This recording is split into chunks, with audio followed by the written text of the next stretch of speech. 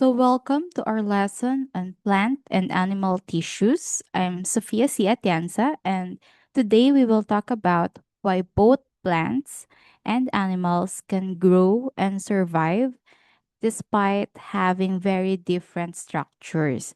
So, before we get into the how, let's try to look at a scenario that can show up in your exams.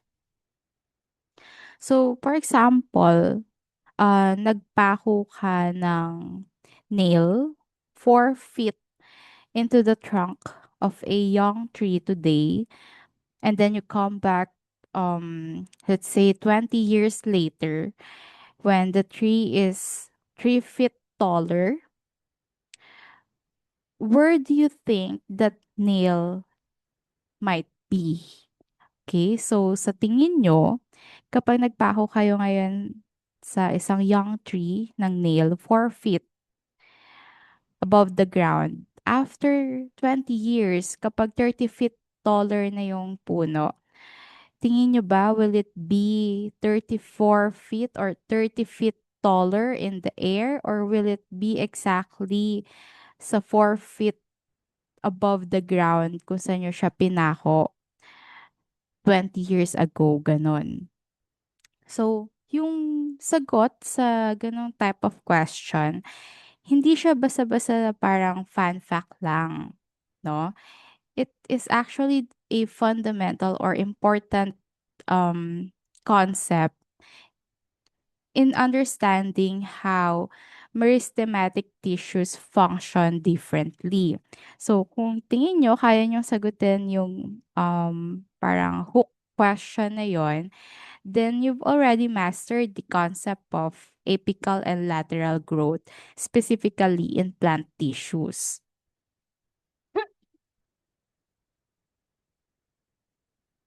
So kapag sinabi natin na apical growth, it corresponds dun sa vertical growth sa mga halaman. Kapag naman sinabi natin na lateral growth, it enables thickness, especially sa mga woody plants like yung mga perennial na dicots like mango trees and avocado trees, kung familiar kayo sa itsura nila. So here we have a diagram, and this will be our roadmap in studying plant tissues. So, ang plant tissues, nahati sila sa dalawang categories. Meron tayong meristematic and permanent. And under permanent, meron pa tayong simple and complex tissue systems.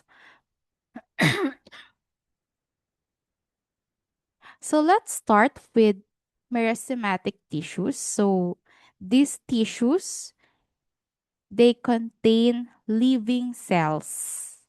Okay, so they contain living cells with varied shapes, and they possess a large nucleus without vacuole.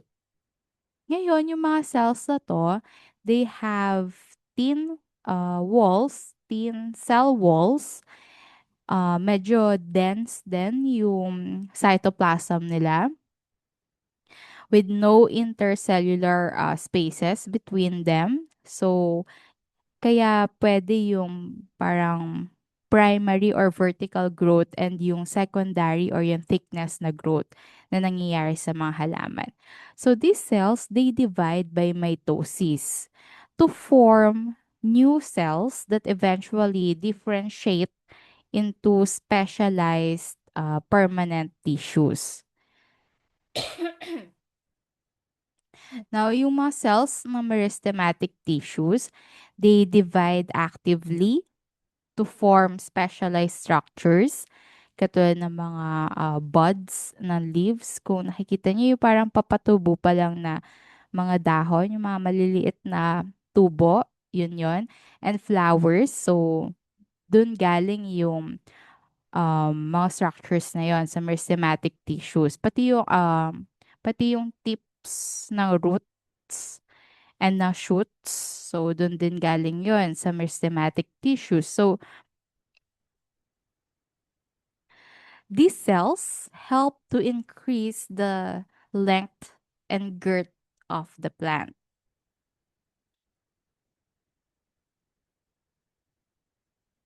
Pag sinabi natin na apical meristem, from the word apical, so ibig sabihin makikita natin sila sa tips of roots and shoots. And so, these are the tissues responsible for primary growth, meaning it increases height. Kasi nga, pinapahaba niya yung roots and yung shoots. Next, we have the lateral meristem, located along the sides of roots and stems. So, siya naman yung nagkakos ng secondary growth sa mga halaman. Kapag sinabi nating secondary growth, it means increased in thickness or girth. Meron din tayong tinatawag na intercalary meristem. So these tissues are situated at the base of leaves or internodes. So they can be found in grasses. When you try to cut grass, mapapansin nyo, it grows back quickly, and it's because of the intercalary meristem tissues.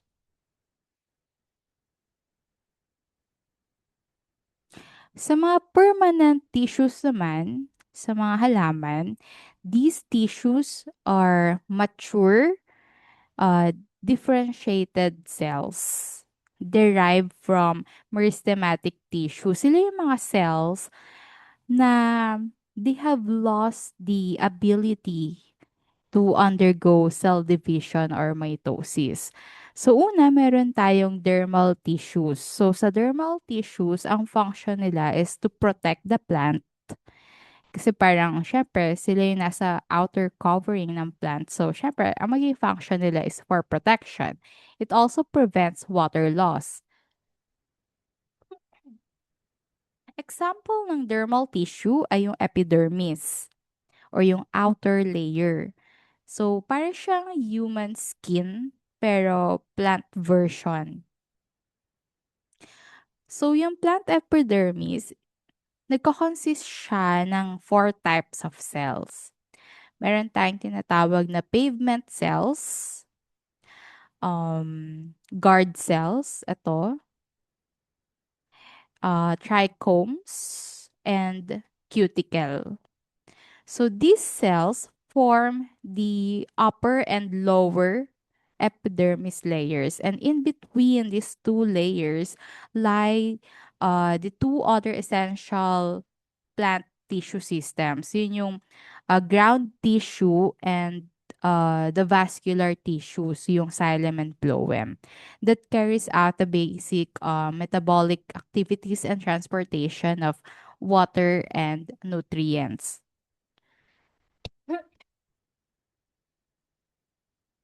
So kapag sinabi natin na pavement cells, so they protect the inner tissues.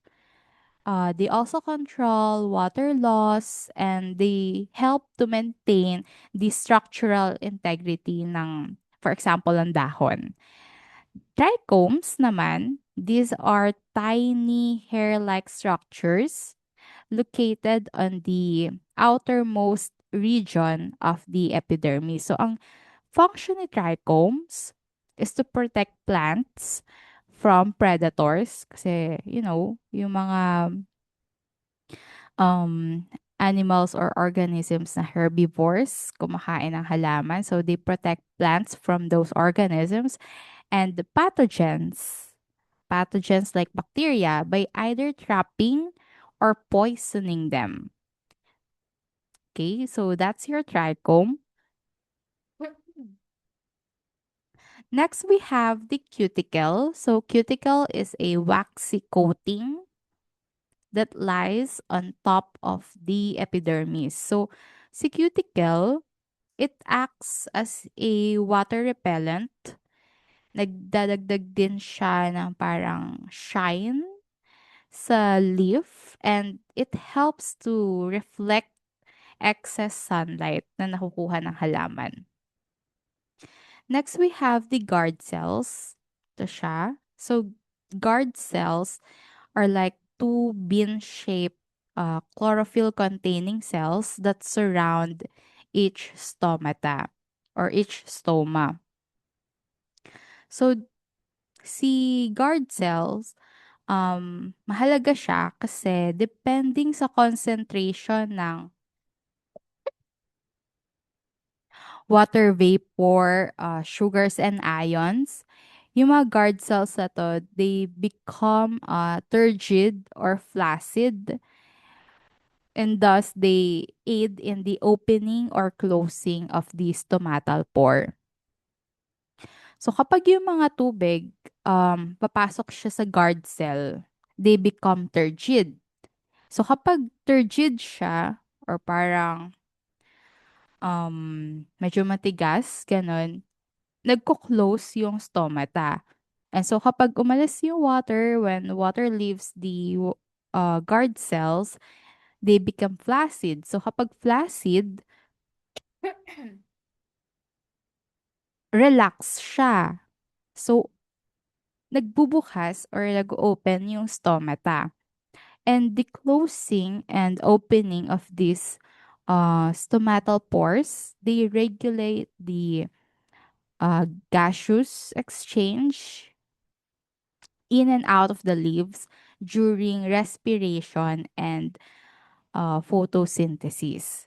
Kaya mahalaga yung function ni guard cell regarding yung mga cellular metabolic processes ng mga halaman. Now, the stomata, siya yung hole or yung opening, it allows the carbon dioxide to enter for photosynthesis, and it also permits the oxygen and water vapor to exit the cell or the plant. So makikita natin yung mga stomata um sa ilalim ng mga leaves. So sa leaf structure nakikita yung mga stomata.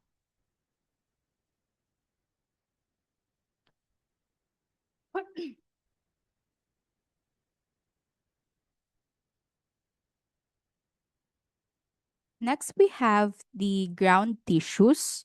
So, the ground tissues, they constitute the bulk of the plant body.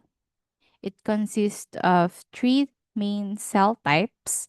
Meron tayong parenchyma, collenchyma, and sclerenchyma. So, kapag sinabi natin na parenchyma cells, meron siyang primary walls na relatively thin and flexible. So most of the parenchyma cells, they lack secondary walls. So mga living cells sila na responsible for metabolic processes like photosynthesis, storage ng nutrients, and they are also responsible for tissue repair. So for example, um, let's say, kinain ng herbivore yung isang plant tissue, yung isang part ng plant, or nagahian yung plant tissue na yon. So, si parenchyma cells, sila yung responsible for repair of that certain body part ng plant.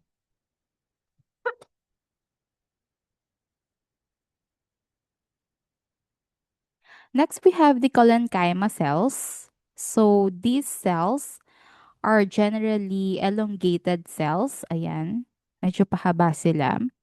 And they have thicker primary cell walls or walls than parenchyma cells. So, since yung itsura niya or yung structure niya ay thicker, meron siyang thicker walls. So, ang function niya ay for structural support. Structural support to the growing stems and leaves. So, that's the collenchyma. Last, we have the sclerenchyma. So kapag sinabi natin na sclerenchyma, dead cells na sila. Meron silang rigid, ibig sabihin hindi flexible. Lignified na rin yung walls niya because it contains lignin. So kapag um, made up of sclerenchyma tissues, they aid in providing the main mechanical support of the plant. So ano yung mga example na mga sclerenchyma tissues? Ito yung alam niyo na ba yung outer layer ng walnuts and almonds? So yung matigas sa part ng shell nila, lignified yon. So ibig sabihin matigas and hindi masyado flexible. So yun yung mga example ng kung saan nyo makikita yung sclerenchyma tissues. Other than the nutshells, makikita nyo din yung sclerenchyma sa seed coats o yung hard covering ng iba't ibang klase ng seeds. Another example din kung saan nyo makikita yung sclerenchyma sa mga coconut husk, 'di ba? So, yung coconut husk, it's made up of a thick bundles of lignified cells. So, those are your ground tissues.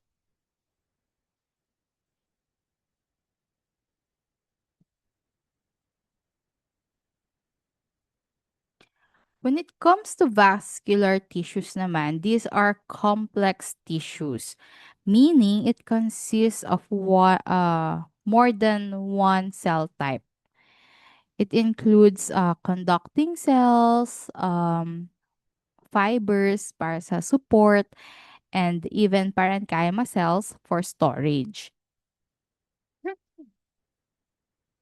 So, a main function ng vascular tissue sa halaman is to transport water, minerals, like nutrients, and even sugars throughout the plant. So, we have here the xylem and phloem. So, si xylem, ito siya on the left side of the screen. Ang function ni xylem is to transport water and inorganic nutrients upward from the roots. So, roots to shoots siya. It consists of dead, lignified, hollow cells, yung tinatawag natin na trachid and vessels that provide structural support. So remember na yung structure, it determines function. And so, xylem tubes are hollow. Yan, bawat isa dyan ay isang cell. Pero kung makikita natin, kung ma-observe natin, hollow yung laman nila, it's because may nagfo-flow na water. Okay, so it means na yung form, it fits the functions. Ano yung mga components naman ni xylem? So, meron tayong tracheids. So, yung mga tracheids na cells, these are long, thin, tapered cells with pits. And other than tracheids, we also have the vessel elements. Vessel elements naman are wider, they are shorter than tracheids, and they form continuous tubes with perforation plates. Pag sinabi natin perforation, may parang butas-butas. So, ang movement dito kay xylem is unidirectional. Ibig sabihin, pataas lang siya. Upwards yung direction. It is driven by transpiration pull. On the other hand, we have the phloem. So, ang function naman ni phloem is to transport organic nutrients like sugars, amino acids, yung mga products ng photosynthesis galing sa leaves. So, Ayun, yun yung dumadaloy dito kay phloem. So, ang direction dito ay from source to sink. Meaning source, like leaves, tapos sink, ibig sabihin, papunta sa roots, sa fruits, and sa other growing parts ng halaman. So, si phloem, it is composed of living cells, specifically yung tinatawag na sieve elements and companion cells. So, kapag sinabi natin na sieve elements or sieve tube elements, these are living cells that lack nucleus at maturity. So, they form sieve tubes. Ayan siya. Si sieve tube elements, meron siyang tinatawag na companion cells. So, wala dito yung example ng companion cells. But they are adjacent to the sieve tube elements. And nagpo-provide si companion cells ng metabolic support sa sieve tube elements. Kasi nga, um, even though living cells yung sieve tube elements, they lack the nucleus pag um, mature cells na sila. So, ang movement naman dito kay phloem,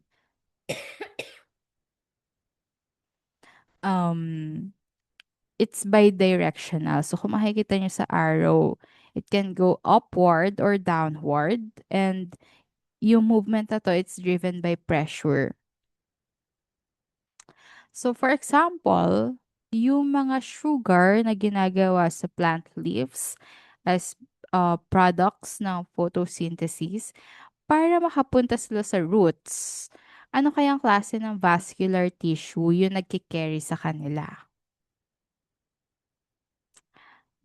Sige, I'll leave that question to you. Because we will try to answer the following practice question.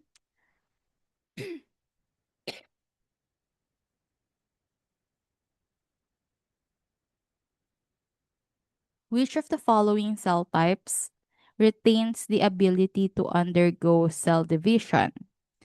So, kapag yung question, it asks about a cell's ability to divide, it is asking you one important thing. Is this cell alive or dead at maturity? Does it have a nucleus? Kasi hindi ka makakapag-replicate ng DNA kung wala kang nucleus. So, you should keep that in mind. Let's try to analyze our options.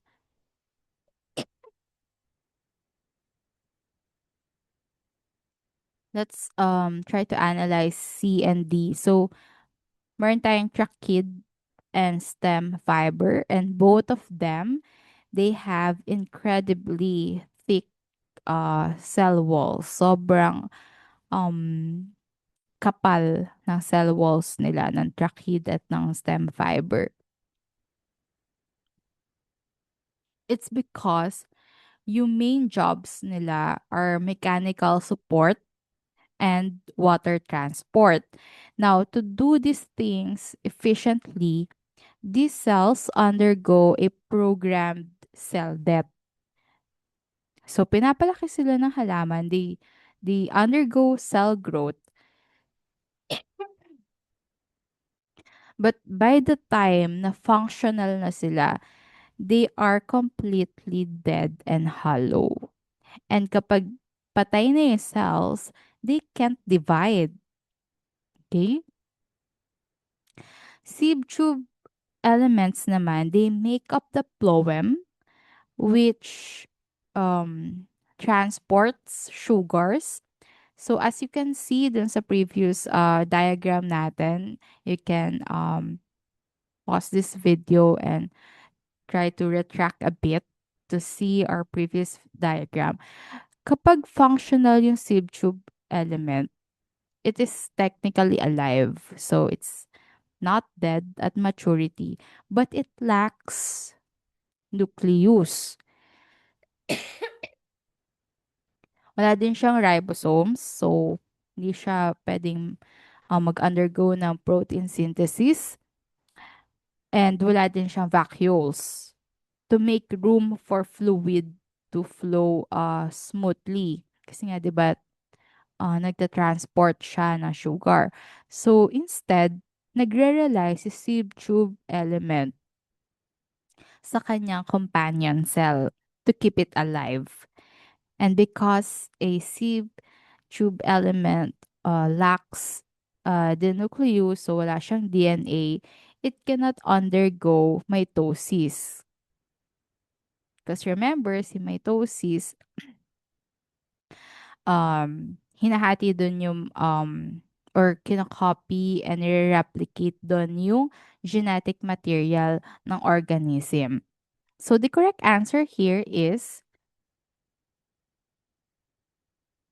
it's letter A parenchyma cell near the root tip. So parenchyma cells, they have thin primary cell walls, maninipis lang yung cell walls nila, and they are fully alive at maturity. And they also retain a complete nucleus at maturity. Also, itong question na to, it specifies na yung parenchyma cell, malapit siya sa root tip. Okay? So, yung sa mga halaman,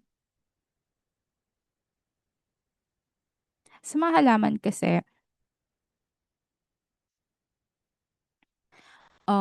yung tips, yung root tips and yung shoot tips, doon nakalagay yung mga apical meristems. And we know na yung apical meristems, they have active zones of rapid cell division. And syempre, cell division, responsible yun for the primary growth ng halaman.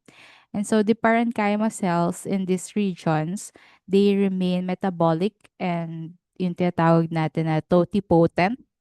So kapag sinabi natin na totipotent, it means na they retain the ability to divide and differentiate into other cell types whenever the plant needs to grow or heal a body part.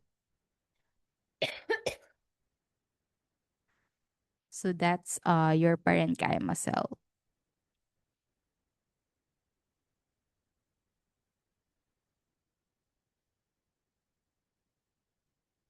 How about this question?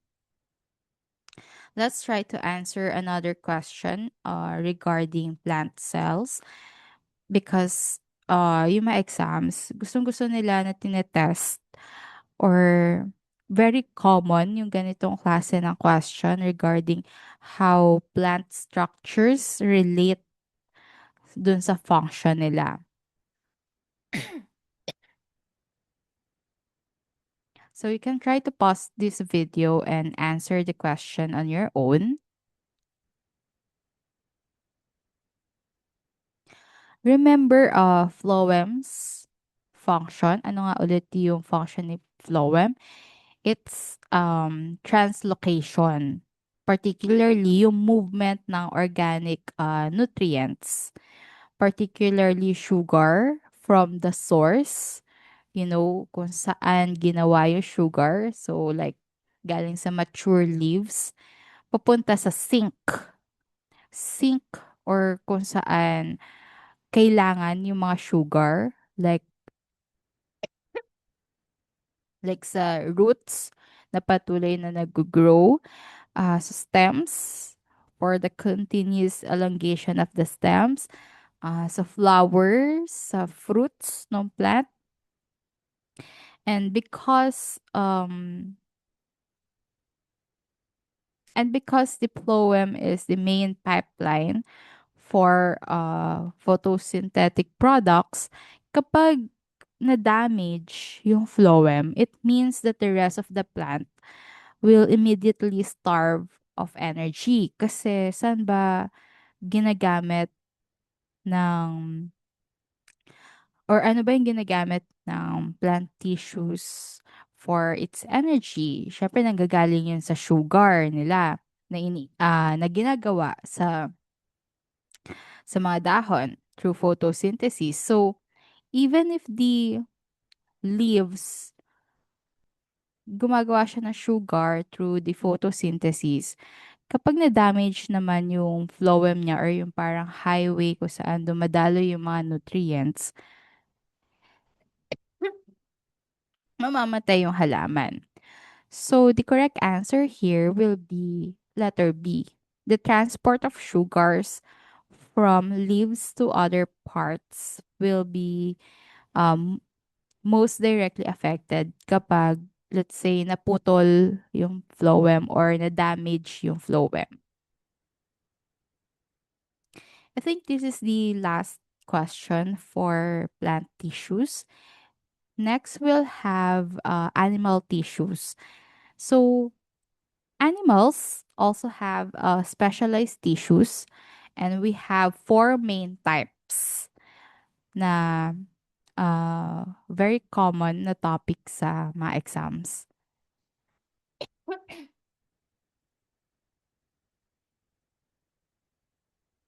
First, we have epithelial tissues.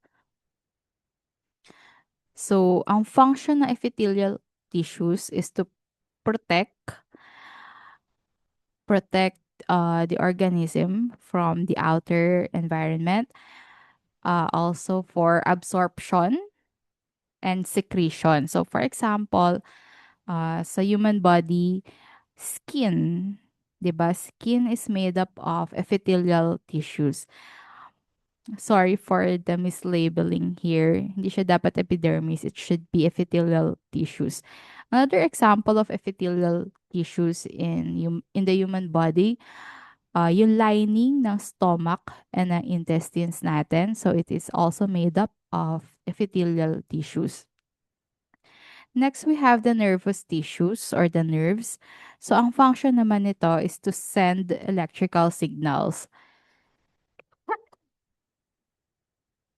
This is an important tissue kasi this tissue allows us humans to think, magkaroon ng reflexes and coordination. So makikita natin yung mga nerve cells, of course, in the brain. Marami tayo niyan sa brain, sa spinal cord, and sa nerves. Yung nerves natin. Next, we have the muscle tissue. So ang function naman nito is to initiate movement in the body. Merong tatlong types ng muscle tissue. We have the skeletal na voluntary. Ibig sabihin, pwede nating makontrol yung movement. Meron din tayong smooth muscle na involuntary or hindi natin nakokontrol or wala tayong conscious control sa smooth muscles natin. And we also have the cardiac muscle that can only be found in the heart. Next, we have the connective tissue. So, ang function naman nito is to support and to protect and for binding. So, ang examples ito ay yung mga buto natin and yung mga cartilage. Wala akong sample or practice question for animal tissues kasi parang konektado naman siya sa next topic natin, which is the organ systems in the human body. Pero siguro kung magbibigay tayo ng practice question sa animal tissues, which type of tissue is the blood? Sa tingin nyo, anong kind ng tissue, anong kind ng animal tissues yung blood? So, yung blood or yung dugo, it contains living cells, di ba? Yung mga red blood cells, white blood cells. So, yung mga types of cells na yun, nakasuspend siya sa isang matrix na non-living component. So, hindi siya buhay. And yung non-living matrix na yun, yun yung liquid plasma. Okay? Kung familiar kayo sa components ng dugo, 'di ba? Merong red blood cells, platelets, white blood cells, and so sila nakasuspend sila sa liquid plasma. Ano ba yung function ng dugo or ng blood? So, the blood transports materials um, towards and from all tissues and organs, physically and functionally linking the entire body. So, kapag halimbawa ganun yung type of question or na-encounter nyo yung ganung question, so, si blood, it's a type of connective tissue. Kasi 'di ba, nagta-transport si blood ng mga materials from one tissue to another. So ibig sabihin, ah nagko-connect siya ng isang body tissue to another. So this is our last slide for tissues. And next up, we'll give an overview of the organ systems of the human body. So thanks for listening, and we'll see each other in another video.